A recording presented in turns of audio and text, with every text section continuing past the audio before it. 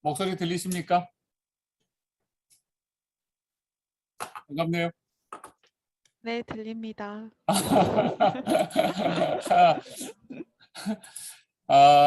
참 이렇게 또 만나니까 4차 산업혁명 시대의 새로운 디지털 문화를 실감하네요.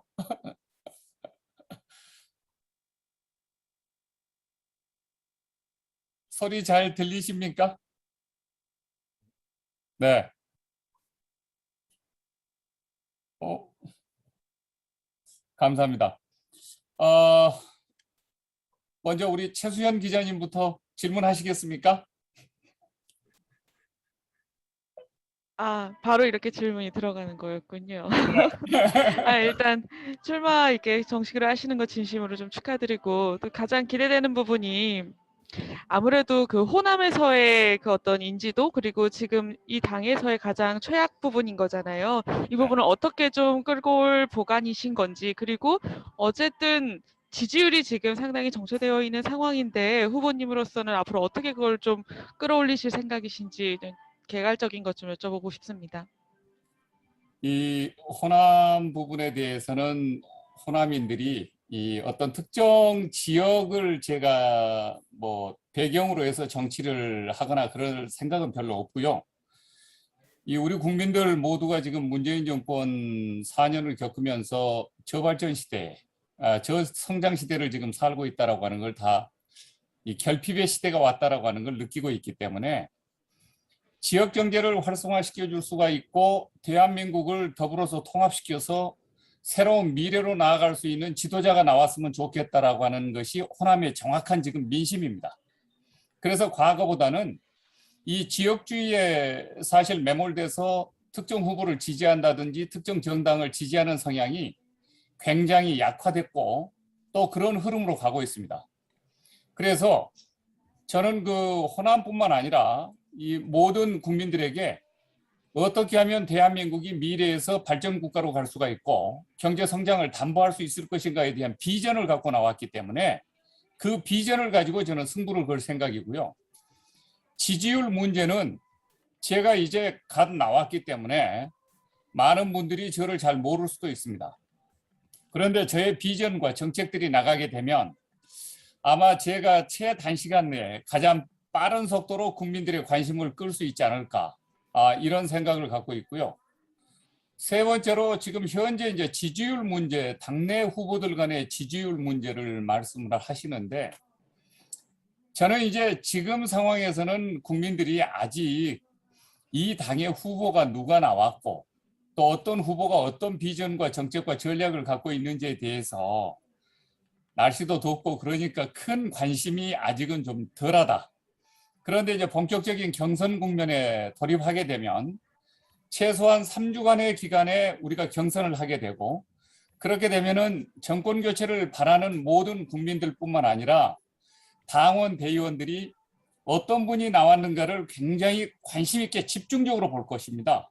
그러니까 그 시점에 누가 나왔고 어떤 인물이 됐으면 좋겠고라고 하는 그 집중률이 굉장히 높아질 것이기 때문에 저는 한 서너 차례 토론을 통해서 1차 경선 과정을 거치면은 대한민국 국민들이 지금 모두 핸드폰이라고 하는 스마트폰이라고 하는 신을 모시고 살기 때문에 빠른 속도로 식별을 할 것이다. 그래서 저는 지지율은 그다지 큰 걱정을 안 한다. 이런 말씀을 제가 이야기를 드리고 싶고요. 특별히 제가 이제 좀 그 한 가지 더 첨언해서 말씀을 드린다면 제가 몸담고 있는 당은 어떤 측면에서 보면은 몇 가지 한계성을 지금 갖고 있습니다. 이 새로운 대안이 못 되고 있다는 거. 그리고 강도 높게 집권 여당을 공격하면서 비전과 왜 우리가 집권해야 되는가에 대한 그런 어떤 비전을 전략적으로 지금 제시를 못 해주고 있고 그런 부분들이 지금 국민들로부터 큰 공감을 지금 못 얻고 있습니다. 그래서 그런 부분들은 국정 경험을 성공적으로 이끌어 봤었던 또 정권 교체의 경험을 갖고 있는 저만의 특장이지 않을까. 그런 것들을 앞으로 이제 듣고 보시게 되면은 굉장히 빠른 속도로 집중하리라 그런 생각을 갖고 있습니다. 그 후보님 물론 정책이야 구체적으로 추후에 뭐 발표를 해주시고 말씀해 주실 것 같은데 다른 후보들이 각각 내세우는 키워드들이 있잖아요. 이를테면 윤석열 후보 같은 경우 뭐 공정, 유승민 대표 경제 뭐 이렇다면 후보님께서 가장 내세우는 관통하는 키워드는 어떤 게 될까요? 이거 참 그 시대 정신을 담아내야 되고 또 우리의 국민들과 이 국가가 나아가야 될 여러 가지 어떤 비전과 관련해서 그 모든 걸 압축적으로 함축적으로 응축해내야 되는 그런 어떤 그 컨셉션 개념이어야 되는데 저는 성장과 성장과 민생이 저의 핵심입니다. 워낙 이 문재인 정부 들어와서 우리나라가 2010년대에 우리나라 국가 예산이 한 310조. 그로부터 10년 후인 2020년 되니까 우리나라 국가 예산이 지금 518조. 그리고 뭐 내년 되면은 558조. 이렇게 가면은 제가 봤을 때 2020 한 3년, 4년 이런 상태에 나가면은 한 600조 정도 될 것 같은데 이 중에서 대부분의 예산들이 또 보면은 고용복지, 연금 뭐 이런 쪽으로 다 지금 빠지고 있어요. 그러다 보니까 사실상 신자유주의 시대가 들어와서 우리가 저성장의 늪에 빠져서 전체적으로 세계가 지금 이 성장을 못하고 있는데 저는 이런 어떤 뉴 노멀 시대를 맞아서 한국이 경제정책으로 이제 분배나 퍼주기 정책에 몰입하지 말고 다른 국가들과의 국제사회에서 경쟁력을 찾고 전략 성장 거점 산업들을 집중적으로 우리가 투입을 시키면은 엄청난 4차 산업혁명에 맞게 빠른 속도로 경제 성장을 이룩할 수 있다. 그래서 저는 이제 성장 없는 복지는 불가능하고 성장 없는 증세는 불가능하고 성장 없는 일자리가 불가능하고 성장 없는 소득이 불가능한 시대가 왔기 때문에 어떻게 해서든지 선성장을 주도적으로 가면서 민생을 회복시키는 성장과 민생이라고 하는 코드로 제가 시대적 화두를 잡았습니다. 감사합니다. 잘 들었습니다. 그 다음에 우리 CBS의 이정주 기자님 네. 질문해 주십시오. 네. 후보님 그 출마 선언이 하신 이후에 이제 기자 질의응답 처음인데요. 네. 저는 정책 관련해서 뭐 하나 여쭤보고자 합니다. 네. 그 출마 선언문의 일전에 그 북핵 외교에 대해서 뭐 단판 해결을 추진하겠다 이렇게 이제 말씀하셨는데 그 취임식에서 조 바이든 미국 대통령과 김정은 국무위원장을 동시에 초대한다. 뭐 그리고 개성공단을 다시 북핵 폐기를 전제로 뭐 재가동한다 이런 말씀하셨는데 네. 현재 이제 국민의힘에 입당을 하셨으니까요. 이 당의 이제 보수 정권의 기본적인 대북정책 기조가 소위 말해서 좀 강경 정책 그리고 북한과 어떤 중국과의 어떤 힘대결 양상으로 더 이상 이런 위장 평화 쇼 뭐 이런 용어도 나올 정도로 그 협상 그러니까 탑다운 방식의 어떤 협상보다는 과거의 어떤 그 소위 말해서 북한에 대한 어떤 강경 정책을 통해서 뭐 향후에 어떤 정책 변화를 도모하겠다 좀 이런 방식이거든요.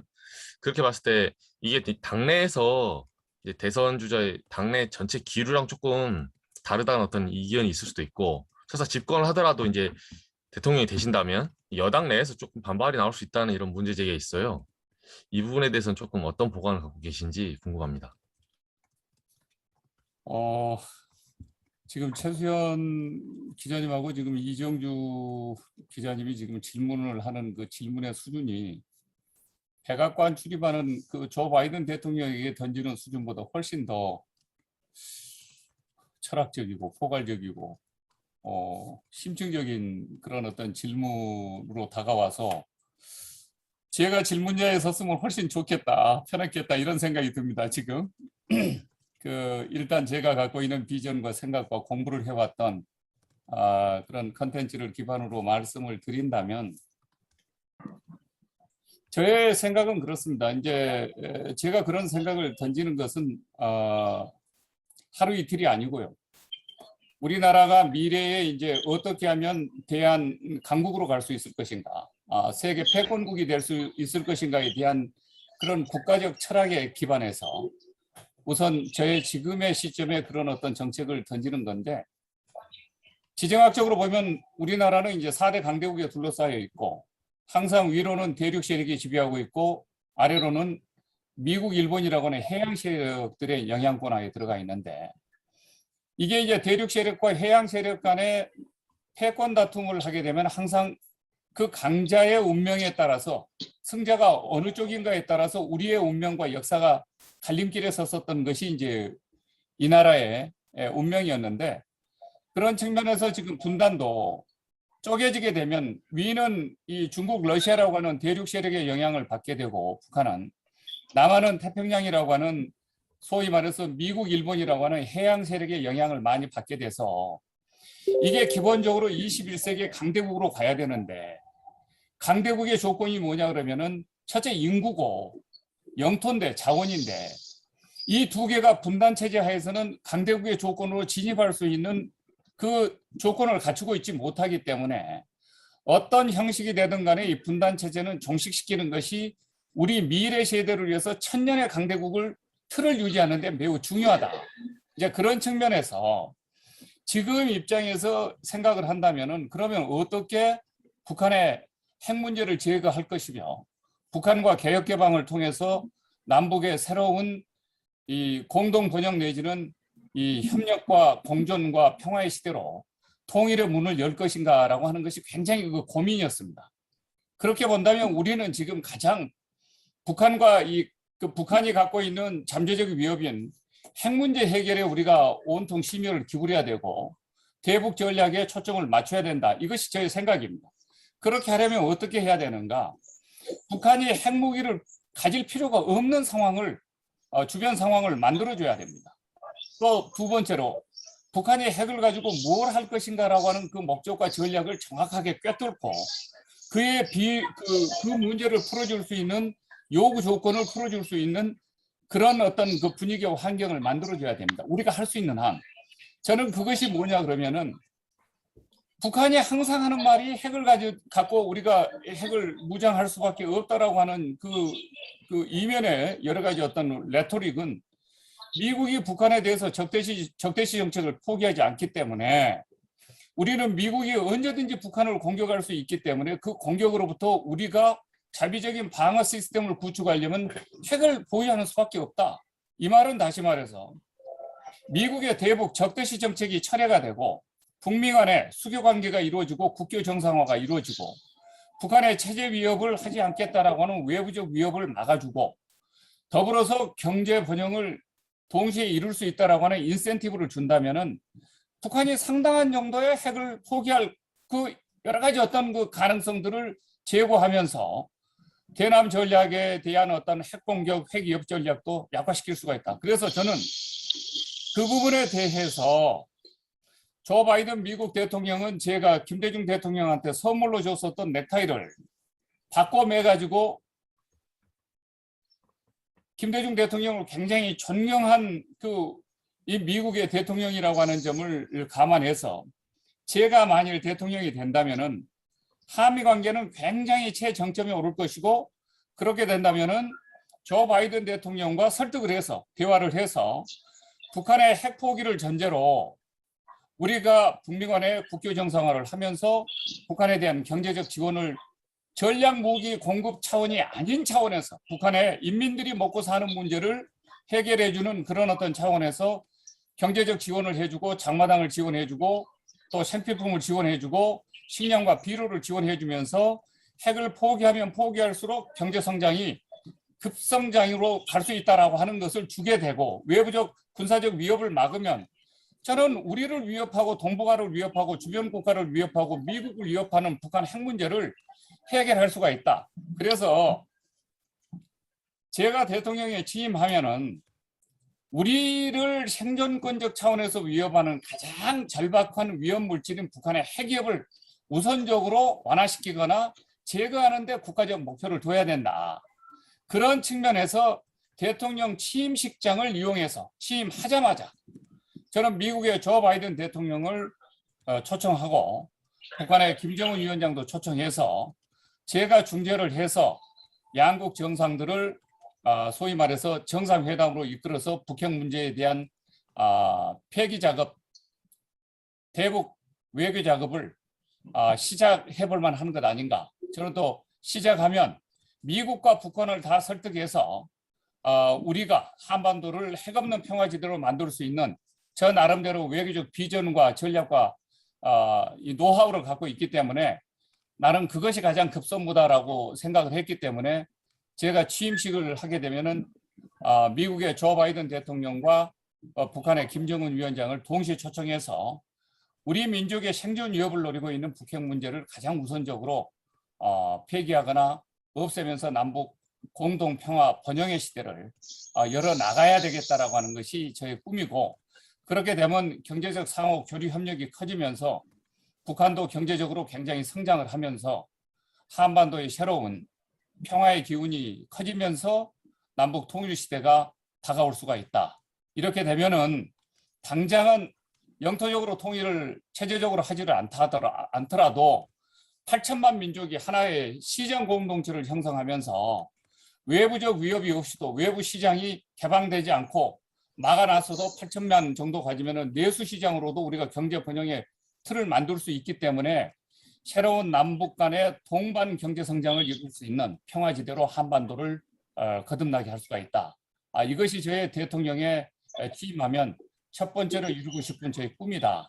이런 생각에서 북미 정상회담을 저의 취임식장에서 해보고 싶다. 이런 비전을 가지고 있습니다. 후보님 됐습니까? 그 같은 연장선상인데요. 아까 질문 드린 것 중에 하나만 더. 그래서 이 보수 정당에서 지금 어쨌든 후보가 나오시고 현재로서는 당선이 되면 현재 국민의힘 내에서 그 대북 강경 정책 그 제시한 것과 생각이 좀 다른 기류가 좀 많은데 이 부분은 어떻게 해결하실지.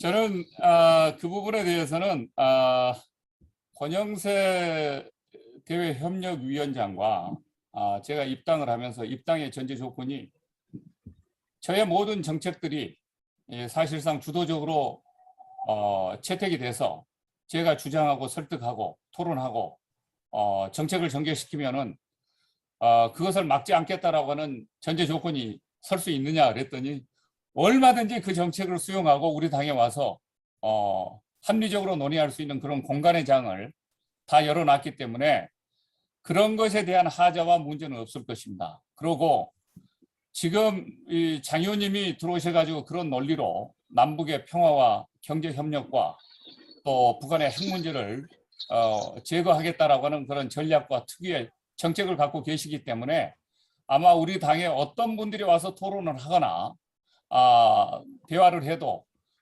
장 의원님에 대한 논리를 거부할 만한 논리가 나오기는 상당히 어려울 것입니다. 그리고 시대 정신이 이미 전 세계가 하나로 세계화돼서 이 협력과 소통과 초 네트워크 사이로 지금 가고 있기 때문에 그것을 외면하기는 어려울 것입니다. 그리고 저는 지금 이 보수 정당이 과거 냉전적인 정당으로 계속 머물게 되면은 한반도 문제나 평화 문제나 대북 문제에 대해서 주변 국가들로부터 주도권을 빼앗길 수가 있다. 그렇기 때문에 우리가 좀 더 전향적이고 전진적인 차원에서 북한 문제를 접근해 들어가지 않으면은 우리 민족을 위협하고 있는 핵 문제 제거는 상당히 어려워진다. 그리고 주변 국가들한테 그걸 의존해서 맡기게 되면은 우리 국가의 자주성이 상당히 약화되고 독립성이 침식되기 때문에 우리가 주도적으로 가장 합리적인 전략과 방법을 가지고 우리를 위협하는 북한 핵 문제를 제거해 나가지 않으면 안 된다는 생각을 갖고 있고, 저는 충분히 이 문제에 대해서 모든 당원 대의원과 후보들과 언제든지 어떤 장소에서든지 어느 것이 한반도 평화와 북핵 문제를 제거할 수 있는데 합리적인 전략이고 비전인가를 토론할 자신이 있고 설득해서 제가 이끌고 그렇게 끌고 나갈 자신이 있습니다. 그것은 걱정 안 하셔도 될 것 같고요. 참고로 아까 그 조 바이든 대통령에 대한 제가 언급을 슬쩍 한마디 더 하고 싶은 부분은, 얼마 전에 제가 대미 소식통을 통해서 확인을 해봤는데 바이든 대통령이 제가 김대중 대통령한테 선물했었던 그 넥타이를 잘 보관하고 계시고 현재 가끔 차신다는 겁니다. 제가 그 이야기를 들었습니다. 그래서 만일 제가 대통령이 된다면은 아마 조 바이든 대통령은 틀림없이 제가 선물을 드렸던 그 넥타이를 메고 나오시면서 저하고 정상회담을 하려고 할 것이고, 그렇게 되면 한미 동맹 간의 관계는 제가 봤을 때 사상 유례 없이 친밀한 한미 동맹 관계가 유지될 것이고, 그렇게 되면은 이 우리나라의 대북 정책에 대해서 미국이 상당한 정도로 동맹국의 입장을 많이 이해하고 또 그런 방향으로 대북 정책을 수립해 나가지 않을까, 저는 그런 생각과 기대를 많이 갖고 있기 때문에 한미 동맹 관계가 중요하다면은 아마 다음번에 국민의힘뿐만 아니라 대한민국 대통령으로서 저만큼 지금 조 바이든 대통령과 긴밀한 유대 관계를 유지할 만한 그런 후보나 대통령이 나오기는 상당히 어려울 것이다. 그렇기 때문에 이 국가의 난국을 해체하기 위해서 한미동맹이 지금 절대적으로 가장 중요한 이 하나의 태제라면은 저는 국민들이 굉장히 현명한 판단을 하실 걸로 생각하고 있습니다.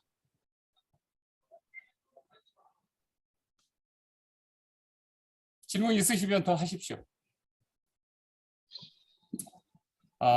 다음에는 쿠키뉴스의 조현지 기자님. 예, 반갑습니다. 네, 안녕하세요. 저는 쿠키뉴스의 조현지 기자라고 합니다. 잘 네. 들리시나요? 네. 네, 다른 이제 저도 정책 관련해서 여쭤보고 싶은데, 한반도 주변 4대국 외교력 강화를 출마 선언문에 담으셨어요. 특히 한일 관계 완전 정상화를 약속하셨는데 어떤 방안을 고민 중이신지 궁금합니다.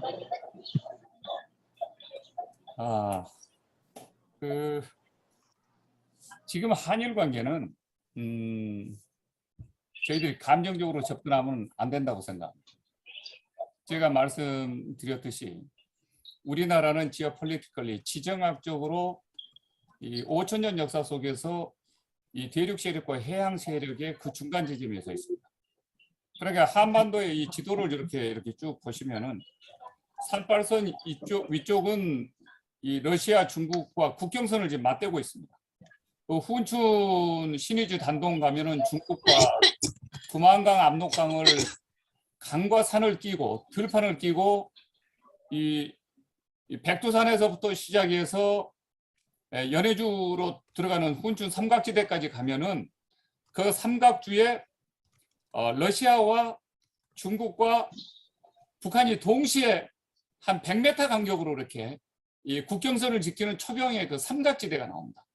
그러니까 우리나라는 지금 냉전 70년을 겪으면서 38선에 우리 국민의 인식 수준이 딱 막혀 있기 때문에 우리나라의 이 영토가 이 러시아와 중국과 바로 국경선을 맞대고 바로 이웃 국가라고 하는 컨셉션 자체가, 인식 자체가 지정학적으로 지금 사라지고 있습니다.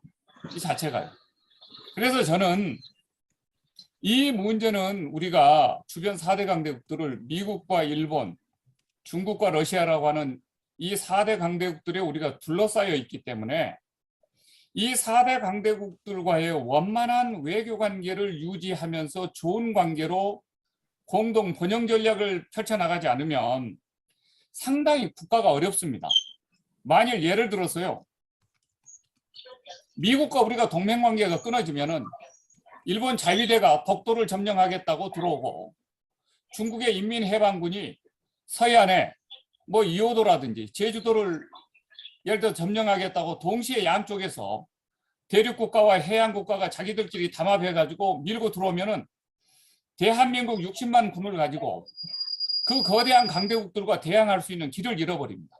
외교는 어떤 상황이냐면은 이런 주변 국가들이 군사적 위협이나 우리 몰래 우리의 주권을 담합해가지고 박탈시키고 침탈해가지고 착취할 수 있는 그런 어떤 기능을 우리가 철저하게 그 주변 국가들과의 좋은 관계를 유지하면서 그렇게 하지 못하도록 막는 굉장한 보이지 않는 국가 이익을 지키는 사실 천병수단입니다.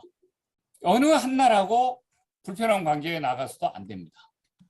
그렇기 때문에 일본과 지금 우리가 경제전쟁에 들어가고 15세기, 16세기 죽창가를 부르고 다시 일제 식민 시대를 강점기를 다시 끄집어내 가지고 한일 관계를 악화시키고 감정 대립으로 가고 이렇게 모든 것은 정치적으로 자신들이 표를 얻기 위해서 외교를 주변 국가들과의 좋은 관계를 그렇게 정치적 악감정을 끄집어내 가지고 국가 이익을 해치면서 자신들의 정치적 이익을 얻기 위한 국민 감정의 어떤 활용도로 그런 어떤 나쁜 외교 정책을 취하는 건 이해는 가는데 그렇게 되면 국민이 어렵게 되고 국가가 어렵게 되고 결과적으로 주권이 악화됩니다. 주권이. 이거 굉장히 안 좋은 조짐입니다. 그래서 사실상 저는 97년도에 IMF를 극복할 때 김대중 대통령을 모시고 한일 관계를 어떻게 과거 관계를 청산하고 극복할 수 있을 것인가. 그래서 우리가 미래에 새로운 시대를 열 수 있을 것인가를 굉장히 고민을 많이 했습니다. 그때 당시 한일 외교를 트는데 우리 국민의 절대 감정은 일본과의 외교 관계를 저렇게 개방적으로 터가면은 일본의 문화와 일본의 경제가 한국을 다시 식민 지배 시대처럼 못지않게 강력한 영향력을 갖고 지배할 것이다. 그리고 당시에 제가 누구라고 어떤 의원이라고 말씀은 드리지 않지만 김대중 대통령이 만일 한일 간의 그 전면적인 개방 외교를 실시를 한다면 탈당을 하겠다. 김대중 대통령하고 같이 정당 정치를 하지 않겠다. 우리가 민주화 운동은 같이 했지만 나는 탈당하겠다. 이렇게 심각한 수준의 반일 감정을 드러내면서 일본과 전면적인 개방 외교하는 것을 반대하는 그런 어떤 민주화 운동 출신의 정치인도 국회의원들도 있었어요. 그런데 그때 제가 국정상황실장이었는데 김대중 대통령이 일본과 자신 있게 문화 개방을 하고 전면 개방 외교로 가도 우리 민족의 그 문화의 DNA가 훨씬 일본보다 우수하기 때문에 우리가 일본 문화를 지배했으면 지배했지 우리가 지배당하지 않는다. 그런데 왜 저렇게 식민지 피해 근성을 가지고 아직도 우리 문화의 잠재적 우수성을 모르고 저렇게 폐쇄적이냐. 이걸 어떻게 했으면 좋겠냐. 그래서 과감히 문을 열고 개방화 시대에 전면 개방 외교로 들어가야 됩니다.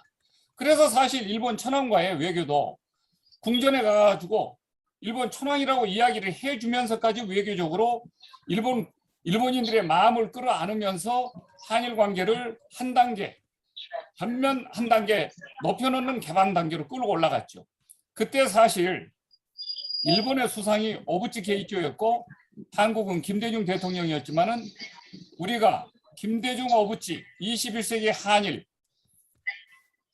아시아 태평양 시대의 공동 파트너십이라고 하는 워딩을 붙여가지고 과거에 우리가 나쁜 감정과 식민과 강점기의 모든 그런 감정들은 다 뒤로 하고 완전히 전면 새로운 미래를 위해서 우리가 나아가는 그런 한일 관계에만 힘쓰자 그래가지고 김대중 오부치 21세기 한일 공동 파트너십이라고 하는 외교명을 이렇게 깔아서 독일과 이스라엘의 전면적인 외교 관계를 개선하듯이 감정을 묻고 새로운 관계로 돌아가는 것이 일본과 우리의 외교 관계였습니다. 그 이후에 한국의 문화가 K-팝이 한류가 온 일본의 열도를 뒤덮었지 않습니까?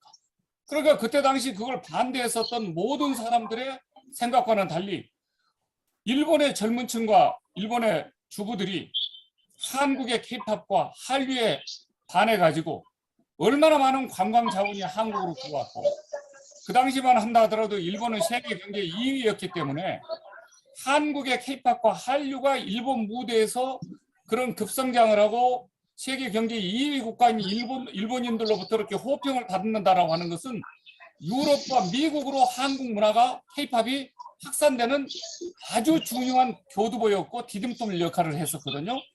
그런 일본을 활용해야죠. 국제사회에서 일본이 갖고 있는 무대를 활용해야죠. 그래야 우리의 국가 자원이 커지고 국익이 커지고 K-팝에 반한 전 세계인들이 열광하면서 한국어를 배우고 한류를 배우고 한국 문화를 배우고 한국의 관광을 오고 이렇게 해서 한국 관광 자원과 서비스업이 발달되고 한국 세계 시장에서 한국 제품들에 대한 호감도가 커지면서 우리의 경제적 수출품이 세계인들로부터 호평을 받고 그렇게 되면서 우리의 소프트 파워와 국력이 커지면서 세계 미래 세대들에게는 매력 국가로 부상하고 경제적으로는 우리가 사실상 세계 시장을 지배하는 그런 어떤 좋은 인센티브로 한류가 커져 나가는데 일본이라고 하는 나라가 상당한 중요한 역할을 한 겁니다. 그것은 어떤 결과냐? 바로 김대중 오부지 21세기 한일 아시아 이 새로운 미래 파트너십 외교의 그 결과인데 그것을 문재인 정권이 들어와 가지고 다시 전부 퇴장시키고 타락시키고 정치적으로 한일 감정을 이용해 가지고 한국인들의 과거의 나쁜 반일 감정을 이용해 가지고 일본과 경제 전쟁까지 들어가서 말할 수 없지만 우리 경제도 도표로 표시할 수 없을 만큼 치명적인 영향들이 많거든요.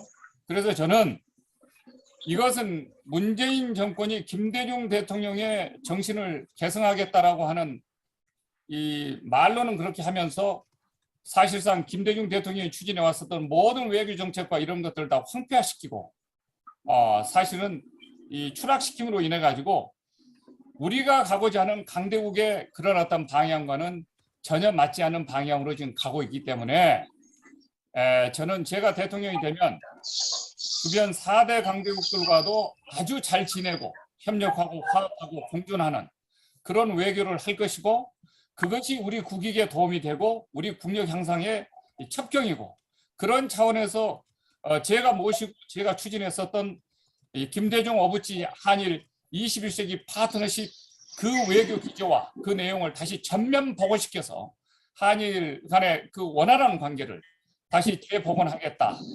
이런 어떤 그 결심에서 제가 주장을 하고 발표를 했던 것입니다.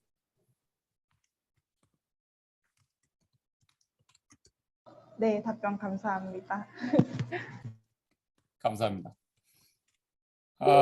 다음에는 국민일보 이상형 기자님. 예, 안녕하세요. 네. 의원님, 국민일보 이상원입니다. 네. 예, 두 가지 질문을 좀 드리고 싶은데요.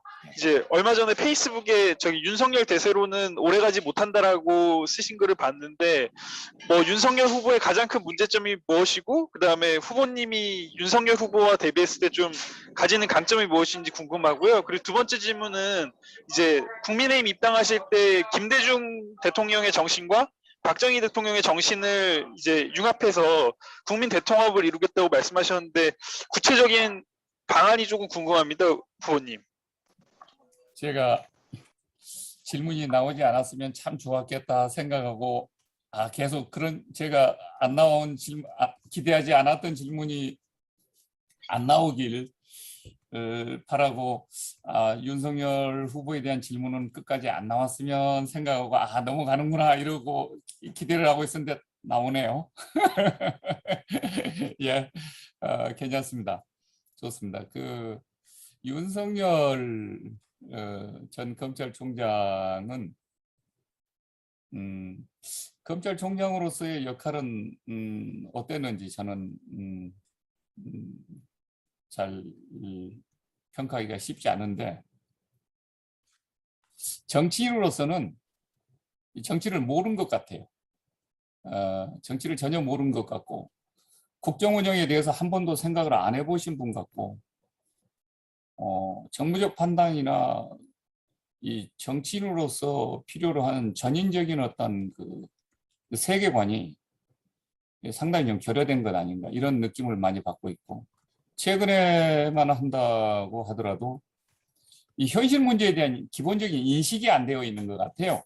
예를 들어서 이한열 열사의 민주화 현장 사진을 보고 부모 사태 아니면은 가난한 사람들은 불량식품이나 먹어야 된다. 이건 인간의 존엄성에 대한 기본적인 철학이나 이 홍익인간이라고 하는 우리 민족의 이 건국 이념 자체가 결여되는 것 같은 느낌이에요. 상당히. 그리고 일본의 어떤 후쿠시마 방사능 문제 이런 이야기를 하는 걸 보면 이 국제 문제에 대한 인식이 굉장히 일천하구나. 이런 느낌이 들고. 또 어제 보니까 무슨 윤봉길 의사의 그 유언을 코팅하면서 술은 가서 안중근 의사 영정 앞에 가서 따르는. 이게 정말 제가 봤을 때는 국민들이 지금은 이렇게 가겠지만 찬바람이 불고 가을 초입이 되면 윤석열 전 총장에 대한 지지는 그건 그냥 목욕탕의 수증기다. 창문 열면 그냥 빠져버리는 수증기다. 그리고 가장 근본적인 것은 이 수신이 안 된 것 같은 느낌이고, 수신제가 치국평천한데 그 모든 조건이 다 갖춰지지 않는. 그래서 지금 토론 자체를 거부하고 있는 것 같은데, 이 민주주의의 가장 큰 맹점은 자칫 잘못하면은 이 후보나 그 현상에 대한 제대로 인식이 안 된 상태에서 막무가내로 이 대리 투표를 하는 그런 어떤 현상이 집중되면은 이게 중후정치로 타락한 그런 어떤 경우들이 있는데, 이 책임정당 책임정치를 주도하신 분들은 이 민주주의가 절대 중후정치나 우중정치로 타락하지 않도록 철저한 후보 간에 미래 비전과 국가 경영을 놓고 토론하고 비전 경쟁을 하는 그런 어떤 검증의 단계는 아주 치열하게 들어가야 될 것이다. 그것이 제대로 안 되면은 어떤 사람이 대통령이 돼도 그 대통령은 또 자살하거나 또 구속되거나 또 영창 가거나 또 아니면 중간에 탄핵되거나 그런 어떤 우를 피할 수가 없습니다. 그러니까 그런 과정을 피하지 않으려면은 철저히 미국처럼 언론이 나서서 검증하고, 국민이 몰라도 언론이 국민에게 알 권리를 제시해 줘야 되고, 당은 책임 있게 검증하는 작업들이 철저히 들어가야 되고, 그 검증을 피하는 후보는 민주주의를 피하는 것이고 국가를 책임지겠다고 하는 자세로부터 모든 것을 회피하는 일종의 어떤 범죄성 심리이기 때문에 그것은 막아야 되는 것 아닌가. 왜 그러냐? 대통령이 실패해버리면 국가가 파산납니다. 국민이 파산납니다. 국가 경제가 부도납니다. 예, 국가는 국가 경영 철학과 사상과 교육과 훈련과 모든 그 국가 경영에 대한 세계를 훤히 꿰뚫고 준비해온 인물들이 나서야지. 외교부터 시작해서 북핵의 본질까지 아무것도 제가 봤을 때는 아는 것이 없는 분이 나와가지고 대통령을 하고 책임지겠다라고 하는 것은 자신의 권력 욕망 외에는 국민과 국가가 불행해지고 나라가 험악한 상황으로 빠져도 나는 책임 없다. 내 개인의 정치적 욕망만 달성하면 된다. 물론 우리 국민이 절대 그런 후보와 인물을 선택하지 않을 것이고 또 그렇게 해서 불행한 그런 어떤 대통령의 역사를 반복하지 않겠지만은 그것을 막을 책임은 정당에 있고 그 다음에는 언론에 있고 그 다음에는 국민의 선택에 있다. 그래서 이번만큼은 대한민국이 새로운 광복 76년을 맞아서 4차 산업혁명을 주도할 수 있는 미래의 글로벌 스탠다드로 가려면은 미래지향적이고 미래의 강대국을 이끌 수 있는 비전과 철학을 갖고 있는 그런 인물로 철저히 검증을 해서 다음 해부터는, 내년부터는 대통령이 또다시 탄핵되거나 또다시 국가 운영 철학을 몰라서 중도 포기하거나 탄핵을 당하거나 이런 어떤 불행한 역사의 어떤 악순환을 반복하지 않았으면 좋겠다. 저는 그런 생각을 갖고 있고요. 본격적으로 1차 토론, 2차 토론, 3차 토론, 최후 후보까지 가는 과정에 지금의 토론을 피하는 후보가 3차 토론까지 가리라고 하는 생각은 저는 꿈에도 하지 못합니다. 아마 제가 봤을 때는 당내 토론, 3차 토론 진행 일부 직전에 본인이 포기하거나 본인이 기권할 수 있는 그런 어떤 상황이 오지 않을까. 저는 그런 생각을 합니다. 그래서 지금 상황에서는 여론 지지도가 높다라고 하는 것을 대세라고 생각은 전혀 하지 않고 있고 1차 토론, 2차 토론, 3차 토론에 관문이 있기 때문에 그 과정을 마치기에는 상당히 힘든 후보 아닌가. 그렇게 보고 있습니다. 또 질문이 있습니까?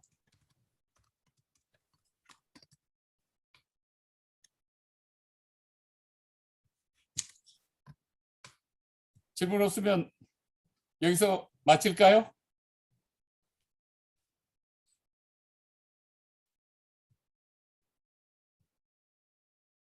최수영 기자님 무슨 여쭤보고 싶은 이야기 있으면은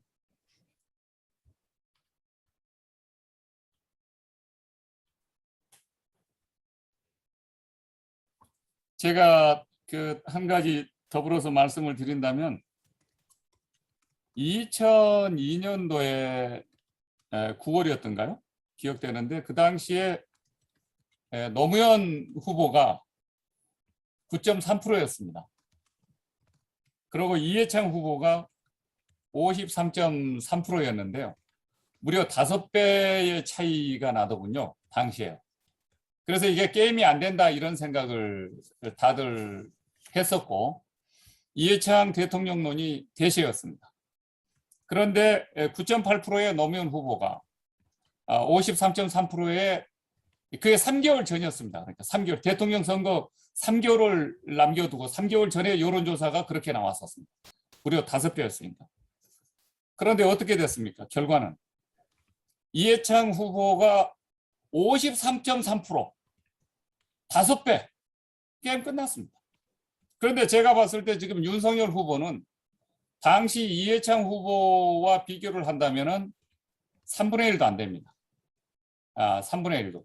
이건 부실 후보라고 보는 거죠. 제 입장에서는. 차라리 김대중 대통령이라면 지금 0%에 새로운 확장성을 갖고 있는 후보를 지금 땅속에서 발굴하고 있는 작업일 겁니다. 예, 이거 굉장히 중요한 이야기입니다. 그리고 2007년에 이명박 대통령과 정동영 후보 간에 그때 그 경쟁이 있었는데요. 그때 잘 아시겠지만은 거의 뭐 500만 표 이상으로 랜드슬라이드 현상이 일어났지 않습니까? 그때 왜 그런 현상이 일어났는가? 민주당에서는 호남 후보를 냈습니다. 민주당에서요. 안 된 거죠. 자체가. 민주당이 호남에서 전략적 투표를 항상 했던 건 뭐냐면 자꾸 영남 후보들을 선택을 했던 거예요. 이 호남 빨갱이당이라고는 그 정치적 이념성을 극복하고 지역적 고립성을 극복하고 나가자. 그래서 이제 PK 쪽에 이제 사실 후보를 선택을 했는데 그것이 결과적으로 노무현, 문재인, 나중에 안철수 현상까지 나왔었던 거죠. 그러니까 여전히 지금 이번에는 제가 보면은 이재명 후보에 대한 구도적으로 좀 유리한 영남 TK 쪽의 후보를 선택하지 않겠는가 뭐 이런 느낌들이 지금 상당히 강한데 선거는 구도거든요. 그러면 이쪽 정당의 입장에서 보면은 영남 정당 기반이라면 제 같으면 전략적으로라도 호남 후보를 내세우겠어요. 그러니까 호남 후보가 답입니다. 중도 개혁의 호남 후보가 답이에요. 저는 구도상 그렇게 보는 겁니다. 선거 구도상. 그렇지 않으면 확장성을 얻기가 굉장히 어렵습니다. 그런데 영남 쪽에서는 이쪽 영남에 기반을 두고 있는 이쪽 정당은 지금 일명 영남 꼰대당이라고 그러지 않습니까? 영남이라고 하는 지역적 고립성에다가 꼰대라고 하는 세대적 고립성이 또 그런데 이제 세대적 고립성 문제는 또 뭐 나름대로 어느 정도 완화가 됐다. 지난 전당대를 통해서 다른 차원의 해석이 있지만 그러나 지역적 고립성은 구도상으로 확장성을 유지하지 못하면 선거는 100점 100패입니다. 제가 봤을 때. 그러면 호남은 민주당은 호남 기반에 TK 후보를 내세우는데 이쪽에서는 영남 기반에 영남 후보를 내세운다. 서울 경기 지역에서 제가 봤을 때는 표가 참패할 가능성이 많습니다. 그러면 이쪽에서도 그에 대응하고 순응하는 우월적인 선거 구도를 만들어서 게임을 하지 않으면은 제가 봤을 때는 선거는 사실상 굉장히 힘들다고 봅니다. 그러니까 영남 기반에 둔 정당의 후보는 제 같으면 전략적으로라도 의도적으로라도 호남 후보를 선택하겠다. 저는 그런 어떤 선거 전략을 쓸 수 있겠다. 그리고 전략적 선택을 하지 않으면 상당히 힘들다. 이것이 사실 웃으면서 제가 이야기를 해야 되는데 좀 진지하게 이야기했습니다. 그 후보님 하나만 더 질문 드려도 될까요? 예, 그 다른 후보에 대해서 좀 말씀드리기 그런데 윤석열 전 총장이 현재 뭐 야권의 1위 후보니까요, 현재로서는. 네. 그래서 그 최근에 윤석열 전 총장이 이제 입당 이후에 박근혜 대통령에 대한 그 불구속 수사를 주장했었다, 자기는. 그리고 대구에 가서 그때는 입당 바로 직전이었는데 그 당시 자기가 수사를 했던 게 좀 송구한 마음이 있다, 이런 네. 식으로 좀 우호적으로 이렇게 약간 탄핵 수사나 어떤 국정농단 수사에 대해서 기존 입장에서 좀 선회하는 모습을 보였거든요. 이 부분에 대해서는 그 당내 경쟁자로서는 좀 어떻게 보시고, 박근혜 대통령 그 사면을 포함해서 과거 박근혜 정권에 대해서는 후보님의 입장은 좀 어떠신가요? 우선 그 가까이에 있는 질문부터 먼저 말씀을 드리면은 박근혜 대통령은 개인적으로는 매우 청렴하고 국가에 대한 국가의식은 굉장히 강했던 것 같아요. 아마 박정희 대통령으로부터 그런 어떤 어려서 자라면서부터 그런 어떤 그 국가의 뭐 애국, 조국, 또 이 공과 사를 구분하는 그런 어떤 그 훈육을 상당히 가정적으로 영향을 많이 받고 받아오신 것 같아요. 그리고 저도 이제 이 외통위에서 같이 박근혜 대통령하고 여야 간에 이제 상임위를 그때 많이 해봤고, 그리고 외국을 그 국정감사 가면은 꼭 저한테 이번에는 어느 지역으로 가실 거냐고 그렇게 묻곤 하셨어요. 그래서 제가 이번에 유럽 쪽으로 국정감사를 갈 생각입니다. 그러면은 저도 그러면은 또 저하고 뭐 학교 동문이다 보니까 저도 장동문 가는 대로 이번에는 가겠습니다. 뭐 이렇게 이야기를 하시고, 그래서 개인적으로는 상당히 지금 불행한 입장에 서게 돼서 마음이 아픕니다. 많이 안타깝습니다. 좋든 싫든 이제 탄핵을 받았고. 그래서 저는 박근혜 대통령이 집권하고 나서 굉장히 큰 그 탕평책을 쓰실 걸로 생각했어요. 이 한나라당 대표가 되시고 나서 동교동의 김대중 대통령을 예방하실 때 김대중 대통령이 살아있는 현존하는 정치인 가운데서는 동서화합, 국민 통합을 이룰 수 있는 최적임자다, 이런 엄청난 덕담을 해 주시기까지 했거든요.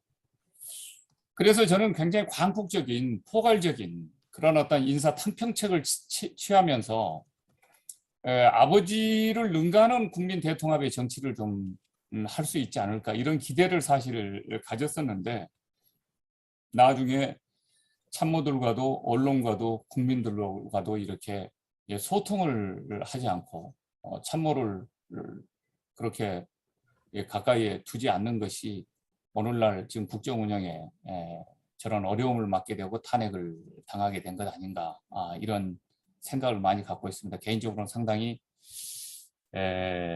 좀 불운한 시간을 보내고 있구나, 이런 느낌이고, 지금 다른 아까 한 가지가 뭐였죠? 이정주 기자님 말씀하신 거? 그 윤석열 총장의 알겠습니다. 그 부분은 저도 지금 사실 면밀하게 보고 있는데, 이분이 도대체 삶을 원칙적으로 이렇게 세상을 살아오신 분인가, 이런 느낌이 들 정도로 저도 굉장히 당혹스러웠어요. 그러니까 서 있는 입장마다 자신의 생각과 입장이 다른 말을 지금 하고 있는 거죠. 정치적으로 지금은 과거를 다 부인하고 부정해도 오늘 내가 정치적으로 이득을 얻을 수 있겠다라고 생각하면 어제의 모든 생각과 해왔던 일들 다 뒤집어버리고 번복해버리고 부정해버리는 삼류 정치인 아닌가. 우리 국민들이 지금 이 핸드폰이라고 하는 거대한 스마트폰이라고 하는 이 신적 존재를 다 모시고 돌아다니고, 여기 치면은 어제 그분이 재판했었던 아니면은 뭐 구형했었던 그런 어떤 그 모든 기록들이 다 그냥 나오는데, 왜 이 손바닥으로 하늘을 가리는 이런 엄청난 그 과거 자유당식 정치를 할까? 소위 말해서 이것은 우리 국민과 이 국가가 원하는 그런 어떤 새로운 정치는 아니지 않느냐. 미래 정치는 아니다. 이건 과거의 완전 구닥다리, 이 자유당식 정치다. 1인당 개인 GDP 35불 시대의 정치를 지금 하고 있는 거다. 이렇게 해서 과연 한국의 MZ세대, 밀레니얼 글로벌 이 세대들, BTS가 빌보드 차트의 1위를 지금 4주째 달리고 있는 그런 어떤 세계화 시대를 헤쳐나갈 만한 그런 멘탈리티 자체가 있을까? 과연 지금 여기 계시는 뭐 조현지 기자님이나 최수영 기자님이나 뭐 다른 그 기자님, 이정주 기자님, 이런 분들하고 소통할 수 있을까? 생각의 코드가 맞을까? 이 시대 변화를 과연 끌고 나갈 수 있을까? 이런 걱정이 너무 크죠. 정치인은 저는 진실해야 된다고 보거든요. 국민 앞에서만큼은. 정말로. 그런데 삼권 분립이 잘못됐고 민주주의가 잘못돼서 보장된 임기를 걷어차고 내가 정치를 해야 되겠다. 사상 유례 없는 검찰총장이 지금 들어와서 정치 현장을 좀 누비고 있는데 저는 공정한 게임의 장이 펼쳐지면 국민들이 다 알아서 채로 걸러내지 않겠나 그런 생각입니다. 상당히 당황했습니다. 자신의 과거를 다 뒤집어 버리는 그 말과 행동을 보면서 이 세상을 1960년대 수준에서 단 한 발자국도 나아가지 못하고 있구나. 만일 이런 분이 대한민국의 대통령이 된다면요. 이재명의 삼국시대를 넘어서서 제가 봤을 때는 고조선의 고인돌 시대로 가지 않겠는가. 이제요. 우리 그만했으면 좋겠습니다. 4차 산업혁명에 메타버스 시대로 쫙 미래로 나아가야 지금의 3만 불 시대를 제치고 5만 불에서 8만 불 시대에 우리가 확장 국가로 팽창 국가로 나아갈 수가 있다. 그래야 세계 1, 2위 국가가 될 수가 있다. 그런 생각인데 너무너무 시대의 흐름과 세계의 변화의 흐름과는 맞지 않는 초과거 정치인이다. 저는 그렇게 생각합니다. 너무 혹독했나요? 있는 그대로 제가 평가를 하는 겁니다. 저도 점심 약속 시간이 있고 여러분들도 점심 약속 시간이 있을 텐데요. 맛있는 거 드시고요. 근데 또 개인적으로 비대면 이 상황이 좀 풀리면은 더 깊은 이야기를 대화를 좀 나눌 수 있기를 학수고대하겠습니다. 제가. 감사합니다. 그렇습니다.